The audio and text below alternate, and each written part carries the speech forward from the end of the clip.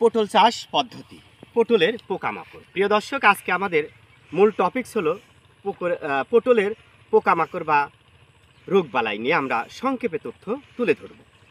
তো যাই হোক, যে যেখান থেকেই ভিডিওটা দেখছেন, আশা করি ভিডিওটা ভালো লাগবে। যারা পটল চাষে আগ্রহী, তথ্যগুলো আপনাদের প্রয়োজনে আসতে পারে পরবর্তীতে। বিধায় আপনারা চাইলে সোশ্যাল মিডিয়াতে ভিডিওগুলো শেয়ার করতে পারেন।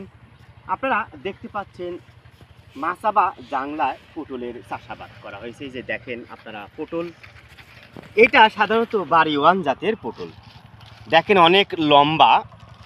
এই যে দেখতে পাচ্ছেন, গতকাল কিন্তু এই জমি থেকে পটল সংগ্রহ করা হয়েছে, তারপরে এমন পটল রয়েছে। তো যাই হোক, পটলের গাছ ও ফল বিভিন্ন ধরনের পোকামাকড় দ্বারা আক্রান্ত হয়, যেমন ফলের মাছি পোকা, কাটলে পোকা, উই পোকা, মিলিবাগ, সাদা মাছি ও লাল মাকড় অন্যতম। এইগুলো দ্বারা সাধারণত পটল আক্রান্ত হয়ে থাকে।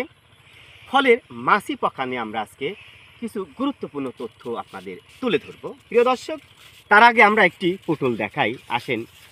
এই দেখতে পাচ্ছেন, এইটা ফলের মাছি পোকা আক্রান্ত একটি পটল।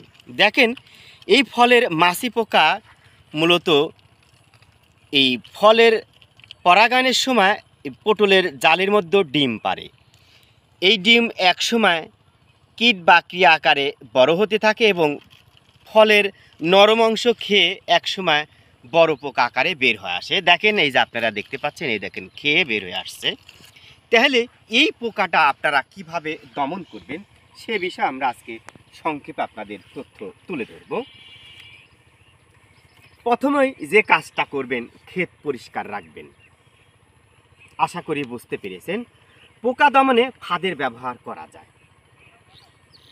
সেক্স ফেরোমন ফাঁদ ব্যবহার করেও পোকা দমন করা যায়।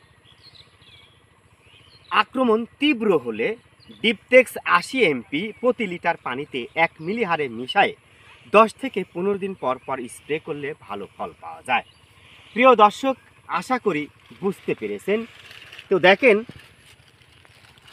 এই যে পটল কি আকারে, কত সাইজ, কত বড় আকারের পটলগুলো ধরেছে আপনারা দেখতে পাচ্ছেন। আপনারা যে পটলগুলো দেখছেন, এটা বাড়ি ওয়ান জাতের পটলের জাত। তবে এই কৃষকের ভাষ্যমতে বাড়ি ওয়ান এবং টু জাতের দুইটা জাতি এই জমিতে রয়েছে।